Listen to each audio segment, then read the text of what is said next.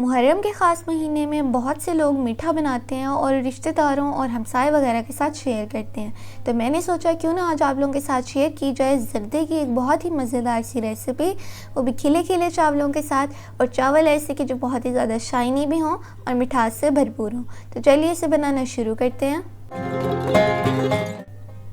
تو زردہ بنانے کے لیے سب سے پہلے ہم چاولوں کو بوائل کریں گے، جس کے لیے میں نے یہاں پر کڑاہی میں پانی لے لیا تھا اور اسے بوائل ہونے کے لیے چھوڑ دیا تھا۔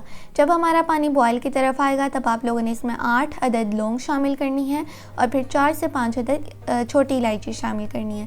الائچی شامل کرنے کے بعد یہاں پر میں نے زردہ رنگ تقریباً 1.5 کھانے کا چمچ شامل کیا تھا۔ اگر آپ لوگوں کو زردے کا رنگ جو ہے وہ ہلکا پسند ہے تو آپ لوگ 1 کھانے کا چمچ بھی شامل کر سکتے ہیں۔ ہمیں ذرا تھوڑا سا تیز پسند ہے تو میں نے یہاں 1.5 کھانے کا چمچ لے لیا تھا۔ میں نے پہلے 1 کھانے کا چمچ لیا تھا، پھر مجھے تھوڑا سا کم لگا تو میں نے آدھا کھانے کا چمچ اس میں اور شامل کر دیا تھا۔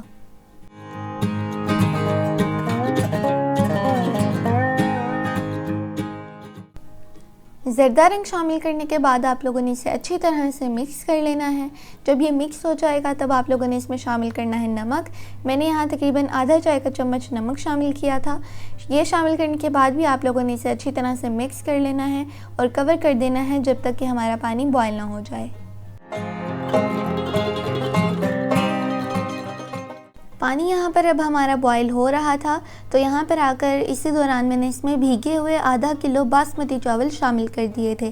چاولوں کو اس میں ڈالنے سے پہلے تقریباً 1 گھنٹہ پہلے میں نے انہیں بھگو کر رکھ دیا تھا۔ جب ہمارے چاول 1 گھنٹہ ہو گیا تھا بھیگے ہوئے تب میں نے اس میں شامل کر دیے تھے۔ چاول شامل کرنے کے بعد آپ لوگوں نے اسے پانی میں اچھی طرح سے بوائل کر لینا ہے اور 70% تک آپ لوگوں نے انہیں پکا لینا ہے۔ یہ دیکھ سکتے ہیں ہمارے چاول بھی لمبے لمبے ہو گئے ہیں اور 70% تک پک گئے ہیں۔ جو باقی ہوں گے وہ پھر ہمیں جب دم دیں گے نا تب یہ پک جائیں گے۔ پھر آپ لوگوں نے چاولوں کو اسٹرین کر لینا ہے۔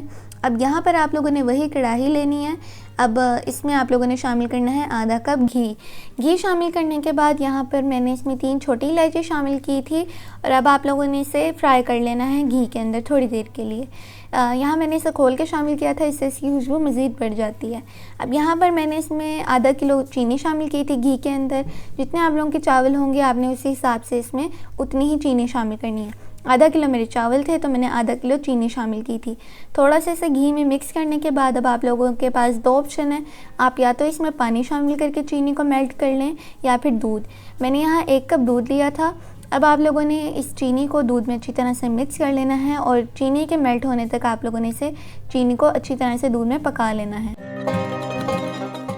اب یہاں پر ہماری چینی جو ہے وہ میلٹ ہو گئی تھی اور گھی ہمارا اس کے اوپر آ گیا تھا، تو میں نے یہاں پر آ کر جو اپنے چاول بوائل کیے تھے وہ اس میں شامل کر دیے تھے اور اسے اچھی طرح سے مکس کر دیا تھا۔ مکس ہونے کے بعد یہاں پر آپ لوگ جو آپ کا من ہے، آپ لوگ ڈرائی فروٹ شامل کرنا چاہتے ہیں، آپ لوگ اس میں کاجو شامل کرنا چاہتے ہیں، بادام، جو مرضی آپ لوگ اس میں شامل کر سکتے ہیں۔ میں نے اس میں صرف بادام اور گری شامل کی تھی اور اس کے بعد میں نے اس میں تھوڑا سا کیوڑے کا پانی شامل کیا تھا، تقریباً 1/4 چائے کا چمچ۔ یہ شامل کرنے کے بعد آپ لوگوں نے اسے اچھی طرح سے مکس کر لینا ہے اور آپ لوگوں نے اسے پکنے کے لیے چھوڑ دینا ہے تقریباً 25 سے 30 منٹ کے لیے، دم دے کر رکھ دینا ہے۔ اب جو ہمارے چاول ہم نے وہاں پر 70% تک پکائے تھے، یہاں پر ہمارے اچھی طرح سے سافٹ ہو گئے ہیں اور بہت زیادہ کھلے کھلے چاول بنے، آپ لوگ دیکھ سکتے ہیں۔ آپ لوگوں نے کمنٹ میں ضرور بتانا ہے آپ لوگوں کو میرے اسٹائل سے ریسیپی کیسی لگی۔